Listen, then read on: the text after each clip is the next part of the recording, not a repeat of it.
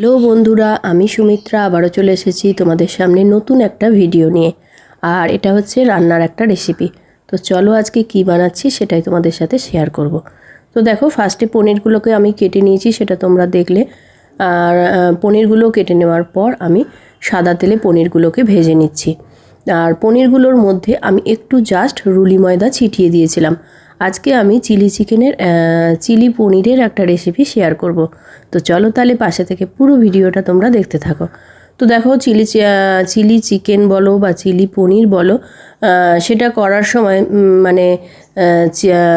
পনিরের টুকরোগুলোকে তোমার ময়দা বলছি কর্নফ্লাওয়ার আর ডিমের গোলার মধ্যে ডুবিয়ে করলে জিনিসটা বেশ ভালো হয়। তো আমার শ্বশুরমশাই যেহেতু ডিমটা খায় না, তো আজকে আমি একটু রুলি ময়দা ছিটিয়ে করছি। খেতে তো ভালোই হয়েছিল, সবাই বললো। তো তোমরাও একবার এইভাবে ট্রাই করতে পারো। তো দেখো, ময়দাটাকে অল্প করে ছিটিয়ে তার মধ্যে গায়ে একটু জাস্ট লাগবে সেইভাবে পনিরটাকে আমি ভেজে নিয়েছি। আর একটু নুন দিয়েছিলাম।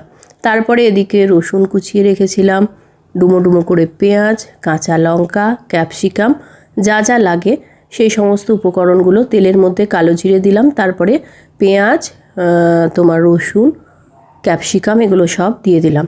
তারপরে দিয়ে দিলাম আদা বাটা, পরিমাণ মতো নুন আর হলুদ। তারপর ওটা একটু ভাজা ভাজা মতন হয়ে গেল। যখন পেঁয়াজগুলো ক্যাপসিকামগুলো একটু সেদ্ধ হয়ে গেল, তখন দিয়ে দিলাম soya sauce, chilli sauce, tomato sauce, 3 রকমের সস দিয়ে দিলাম। আর তার মধ্যে অ্যাড করলাম গোলমরিচের গুঁড়ো। এবার দিয়ে ভালো করে নেড়ে চেড়ে কিছুক্ষণ কষিয়ে নিলাম। আর পরিমাণ মতো নুন হলুদ তো দিতেই হবে। তো দেখো, পেঁয়াজগুলো আমার মোটামুটি সেদ্ধ হয়ে এসছে। এই অবস্থায় আমি ভেজে রাখা পনিরগুলো দিয়ে দেব। তো এইভাবে তোমরা একবার চিলি পনিরের রেসিপি বাড়িতে করে দেখো, অবশ্যই ভালো লাগবে। আর ভিডিওটা যদি তোমাদের ভালো লাগে তো প্লিজ লাইক কমেন্ট শেয়ার করে দিও একটু। আর দেখো, নামানোর আগে আমি কিন্তু কর্নফ্লাওয়ার দিইনি। আমি একটুখানি ওই ময়দা যেটা ছড়িয়েছিলাম থালাতে লেগেছিলো সেইটারই জল দিয়ে দিয়েছিলাম।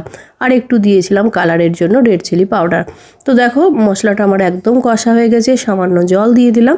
এরপরে দিয়ে দিব আমি ভেজে রাখা পনিরটা।